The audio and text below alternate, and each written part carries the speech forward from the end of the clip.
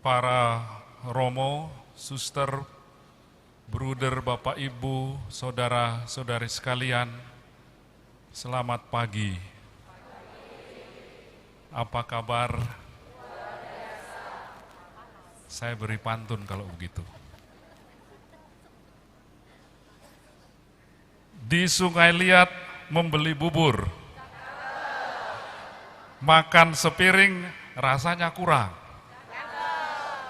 Hari ini kita sungguh bersyukur 100 tahun Keuskupan Pangkal Pinang.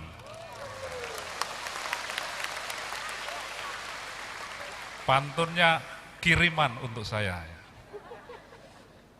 Ikat sampan di pinggir sungai, menganyam pukat di tepi halaman.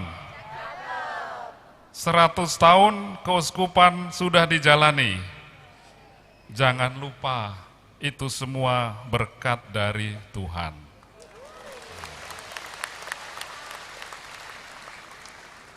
Karena ini sekali 100 tahun ya, saya izin khotbah agak panjang ya. Umat Keuskupan Pangkal Pinang yang terkasih, semoga Tuhan memberi kalian damai, semoga pulau-pulau bersuka cita. Kita berada di acara puncak perayaan syukur yang telah kita jalani selama 1 tahun. Selama setahun kita telah melakukan refleksi, evaluasi, dan berupaya menemukan arah dan prioritas-prioritas baru untuk masa depan Keuskupan yang kita cintai. Selama setahun pula kita telah merayakan, berpesta, bersuka cita, mengungkapkan rasa syukur kita dalam berbagai macam bentuk yang kreatif. Begitulah kita telah berusaha bersama-sama memaknai dan mengisi 100 tahun Keuskupan kita. Acuan tanggal yang relevan dengan perayaan 100 tahun ini seperti kita ketahui bersama adalah tanggal 27 Desember 1923. Pada tanggal itu 100 tahun yang lalu didirikanlah Prefektur Apostolik Bangka Belitung yang kemudian akan berkembang menjadi Vikariat Apostolik Pangkal Pinang pada tanggal 8 Februari 1951 dan kelak menjadi Keuskupan Pangkal Pinang pada tanggal 3 Januari 1961 bersama-sama dengan 25 keuskupan yang lain di seluruh Indonesia. Tentu saja tanggal 27 Desember 1923 itu bukanlah awal dari sejarah gereja kita. Awal itu dimulai kira-kira hampir seabad sebelumnya, yaitu pada tanggal 5 September 1830. Pada tanggal itu, seorang awam, Bapak Paulus Chen Ongyi, yang berasal dari Cina, setelah mengunjungi Malaka dan dibaptis di Penang pada tahun 1827, tiba di Pulau Bangka, tepatnya di Muntok. Jadi, saudara-saudari sekalian, misionaris kita yang pertama adalah seorang awam yang berasal dari Cina. Beliau sendiri adalah seorang tabib yang bekerja mengobati para kuli parit di tambang-tambang timah. Sekaligus beliau juga memperkenalkan iman Kristiani Katolik. Menurut catatan almarhum Romo Hendra Winata yang kita kasihi, di rumah Paulus Chen Ongyi di Sungai Selan ditemukan semacam altar yang disertai salib, patung, dan gambar orang kudus serta buku doa berbahasa Tionghoa. Semula beliau mengirimkan orang-orang yang telah dipersiapkan ke Singapura untuk dibaptis, sebelum kemudian dikirim ke Batavia. Baptisan pertama di Pulau Bangka sendiri terjadi pada tahun 1849. Kurang lebih 50 katekumen yang telah dipersiapkan oleh Bapak Paulus Senongi dibaptis oleh Pastor Adamus Claessens yang diutus dari Batavia oleh Monsinyur Franken. Setelah itu umat di Bangka mendapat pelayanan dari imam-imam diosesan yang dikirim dari Batavia. Salah satunya adalah Pastor Jan Josef Langenhoff yang juga sudah sempat mengunjungi wilayah di Kepulauan Riau. Setelah sempat melalui fase vakuum sejak 1871 sampai 1889, umat dilayani oleh para imam Yesuit. Pada tanggal 30 Juni 1911 didirikanlah Prefektur Apostolik Sumatera, dan gereja kita waktu itu menjadi bagian dari prefektur yang baru itu, tidak lagi dari Batavia.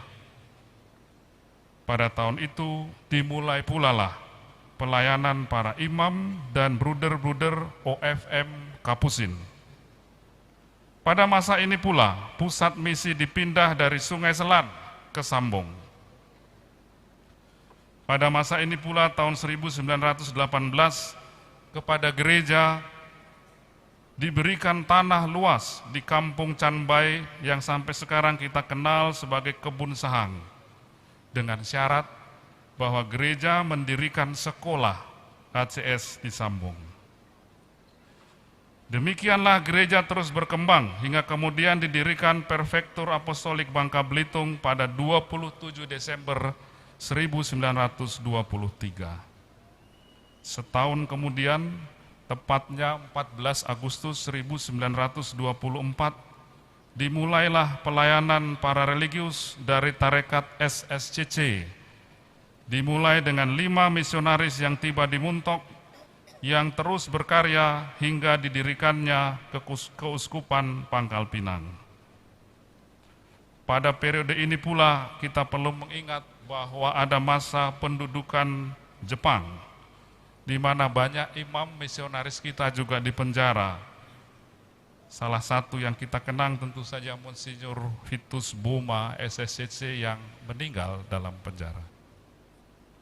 Pada masa semua misionaris ditahan di penjara itu, kita bersyukur bahwa ada imam projo diosesan asli dari Bangka, Yohanes Mario Buntiam Kiat, yang sudah ditabiskan imam 1935, dan Bruder Angelus Budi Mulia, yang berdua melayani umat di Kepulauan Pelayanan bagi kita.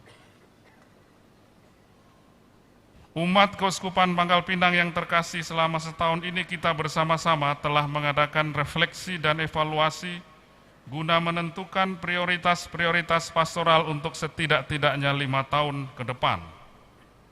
Selama proses itu, kita juga telah menempatkan diri Fransiskus sejak Oktober 2021.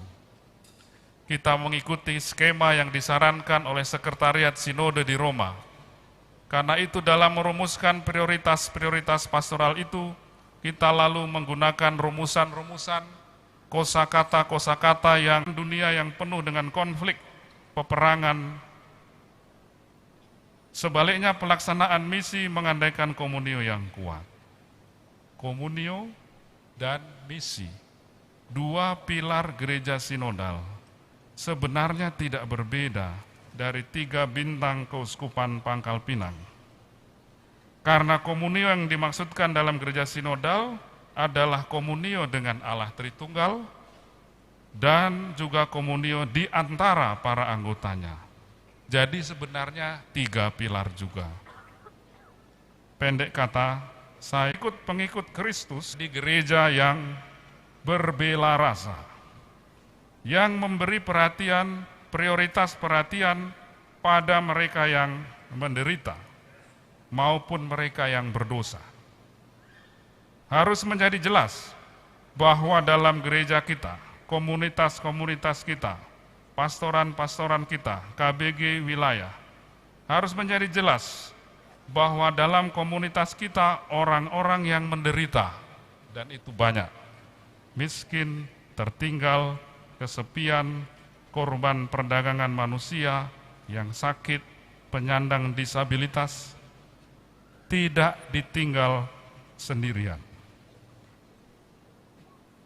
melainkan mengalami secara konkret dan nyata bagian dari Gereja Indonesia yang sejak awal pergerakan menuju kemerdekaan dan mempertahankannya turut terlibat secara aktif. Kita memiliki pahlawan-pahlawan Katolik seperti Adi Sucipto Agustinus, Ignatius Slamet Riyadi, Kasimo, Bapak Uskup Albertus Sugio Pranoto, Yos Sudarso, dan lain-lain. Saya ingin menambahkan apa yang belum lama saya ketahui berkaitan dengan peran khas dari masyarakat Bangka, Pangkal Pinang.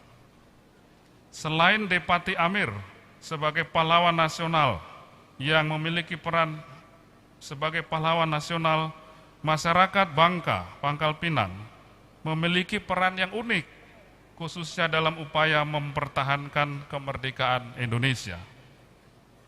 Bung Karno dan Bung Hatta pernah menjalankan pemerintahan dan memimpin perlawanan dari Bangka saat diasingkan Belanda pada periode 1948-1949. Keduanya ditangkap Belanda dan diasingkan ke Bangka. Petalik, Batu Rusa, Belinyu. Dana itu didapat dari para dermawan, hasil pertunjukan amal, lelang barang, penjualan bunga oleh kaum perempuan muda dan ibu-ibu di Bangka. Memang kekuatan emak-emak ini dari dulu ya. Hal itu tercatat dalam lembaran negara yang dibuat oleh Panitia Penyokong Pembangunan Yogyakarta, karena waktu itu ibu kota harus pindah ke Jogja. Soekarno sangat terkesan karena pengumpulan itu dilakukan terang-terangan di hadapan para pejabat dan tentara Belanda. Dari situlah lahir ungkapan termasyhur dari Soekarno yang mengatakan bahwa rakyat Bangka adalah republikan sejati. Dari Pangkal Pinang, pangkal kemenangan bagi perjuangan. Siapa tahu di antara 3.000 orang yang mengantar Soekarno itu ada 1 atau 2 emak-emak Katolik juga ya. Atau 1 atau 2 orang dari 300 orang di Mentok. Siapa tahu ada sejumlah rupiah yang disumbangkan itu juga berasal dari orang-orang Katolik. Jadi Bapak Ibu, kalau anak-anak kita pergi ke Jogja nggak usah minder. Kita pernah sumbang mereka kok untuk pembangunan Yogyakarta.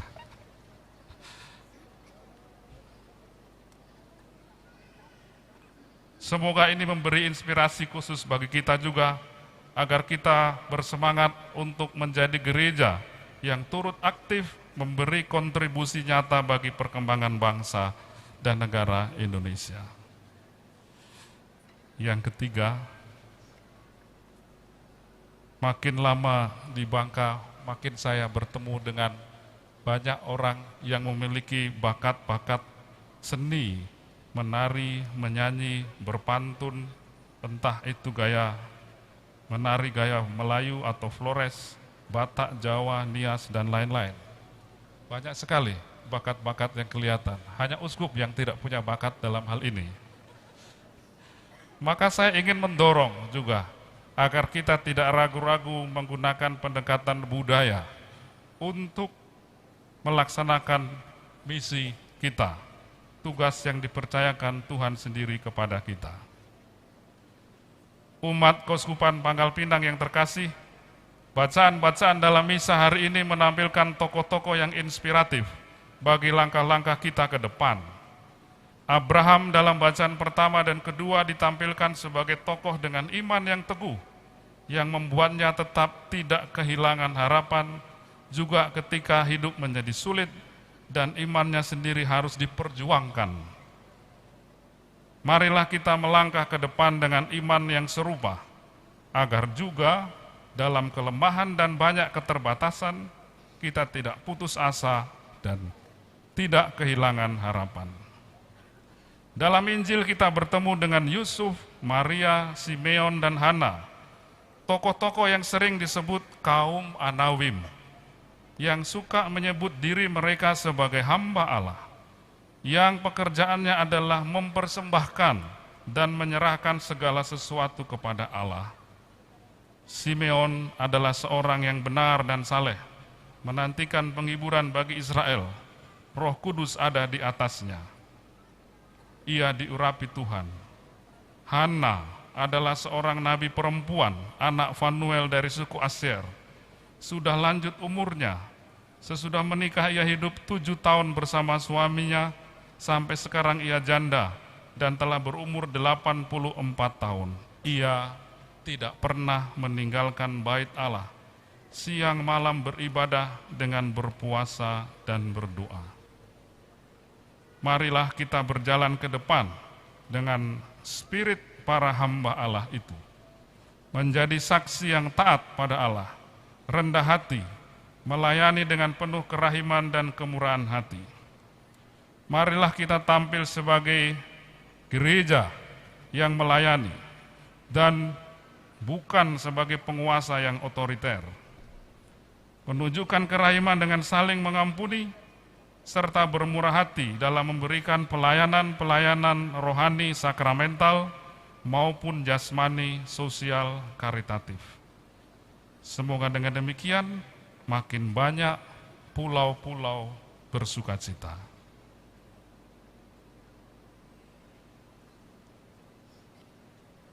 Enak sungguh buah mentimun, dimakan oleh Datuk Laksamana.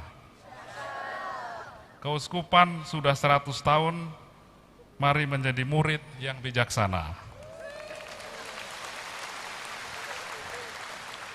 Sungguh indah si kain tenun, dibawa dari kota Jakarta. Keuskupan sudah 100 tahun, mari kita bersukacita.